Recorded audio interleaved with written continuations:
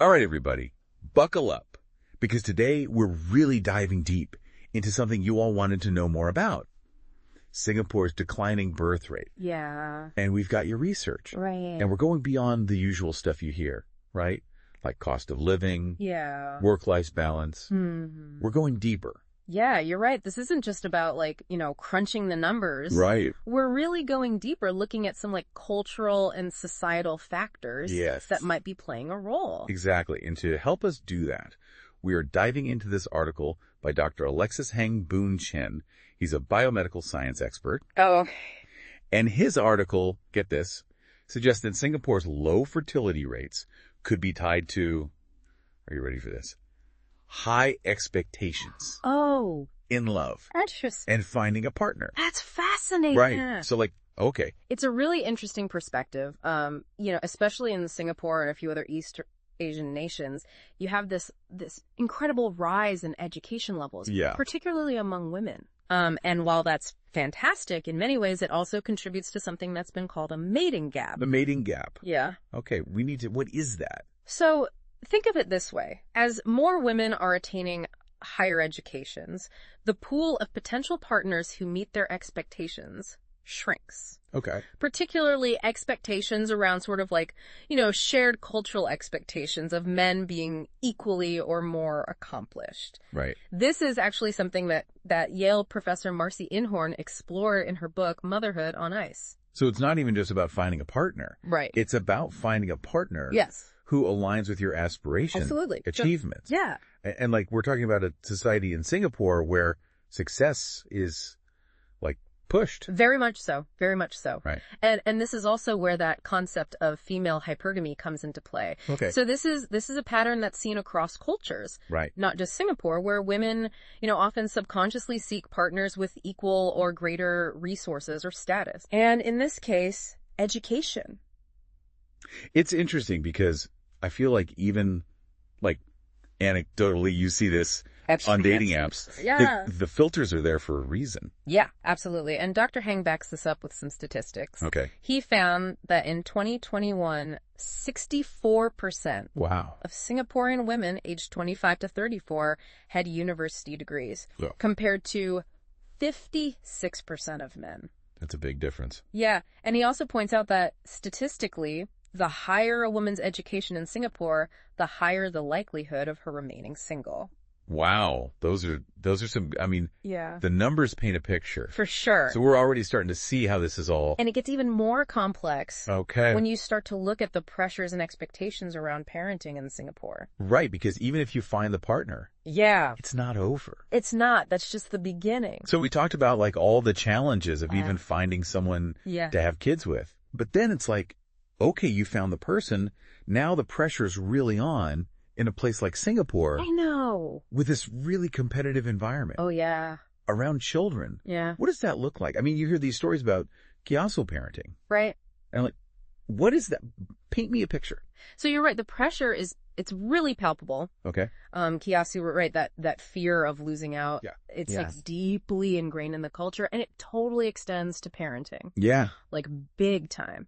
And Dr. Heng's article does a really good job of painting this picture of parents going to incredible lengths to give their kids every advantage, pouring resources into tutoring and extra classes and you name it. Right.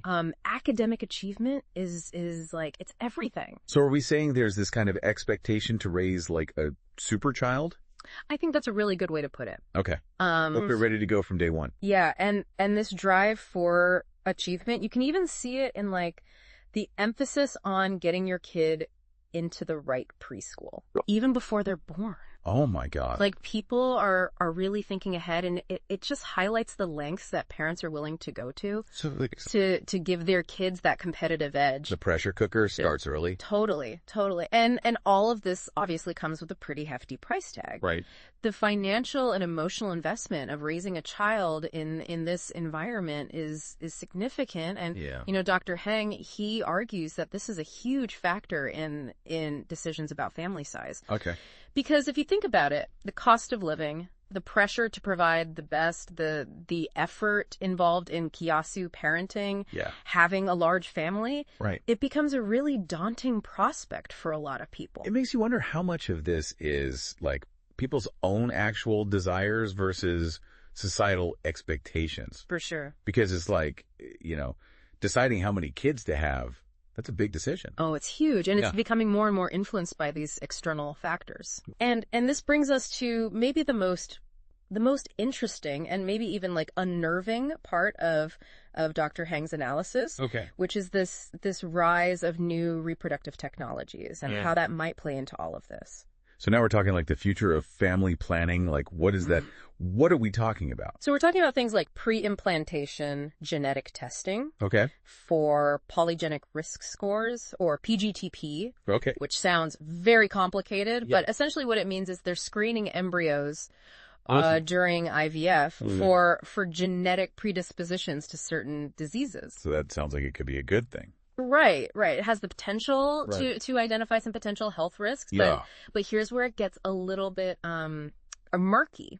Some clinics are starting to market this PGTP as a way to select embryos, not just for health outcomes, but for things like predicted intelligence or even physical characteristics. Hold on. Are you saying like parents could choose like their kids' potential IQ? That's the idea that's being put forward. Oh, my goodness. Although, how effective these technologies actually are at selecting for those kinds of complex traits like intelligence is still very heavily debated. And then it goes beyond just selection. Dr. Heng also talks about the potential for gene editing to enhance non-disease traits. Like height or, even aligning with certain beauty standards. So now we're getting into like, this is a whole different. It's a whole other. Can't have the worm. Yes. And it's interesting because, these technologies, they might feel very sci-fi. But they're very much on the horizon. It makes you wonder though, if there's already all this pressure to raise successful kids. How is this going to change things? And that's the big question that Dr. Heng raises, It's a lot to think about. Like if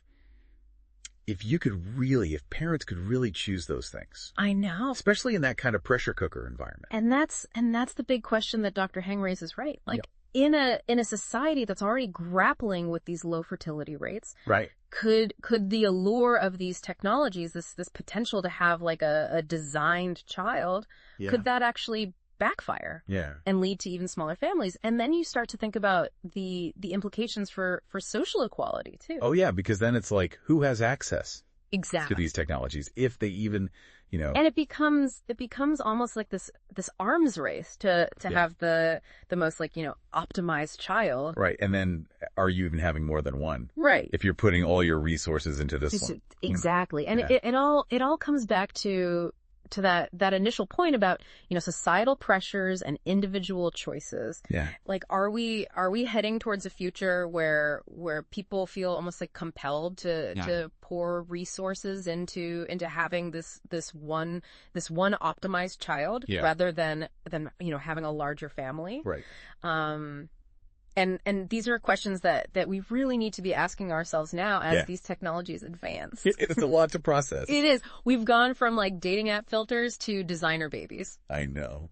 So, okay. In one deep dive, what are our takeaways? Like if we had to summarize this, Singapore's fertility rate, like what's the bottom line? What are we learning? I think the biggest takeaway is just the complexity of the issue. I mean, you're talking about, economic factors, you're talking about societal expectations, cultural norms, and now these like looming technological advancements, like it's not just about like policies or like financial incentives. It's about understanding the much deeper, like, beliefs and pressures that are influencing how people are even approaching love and partnership and family in Singapore. And how they're all kind of like, and how they're all connected. Intertwined, exactly. Like you can't just address one piece of the puzzle without looking at the whole thing. Exactly. Wow. It's a lot. This has been really, really fascinating. It has. And I feel like it's left us with more questions than answers. Always. Which is always a good thing. It means we need to keep talking about it. Exactly. So, to our listener out there, as you go about your day, think about this. Yeah, think about how does this play out in your life? In your own community. In your own community, right. What do you think about these, like, ethical questions? What do you think about designer babies? Is that... Right. I mean, because this is a conversation that's not going away. No. And the technology is only getting, it's going to keep advancing. More advanced. So we gotta be ready. We've got to be ready. All right, everybody. Thank you so much for joining us for this deep dive. This was great. Thanks for having me.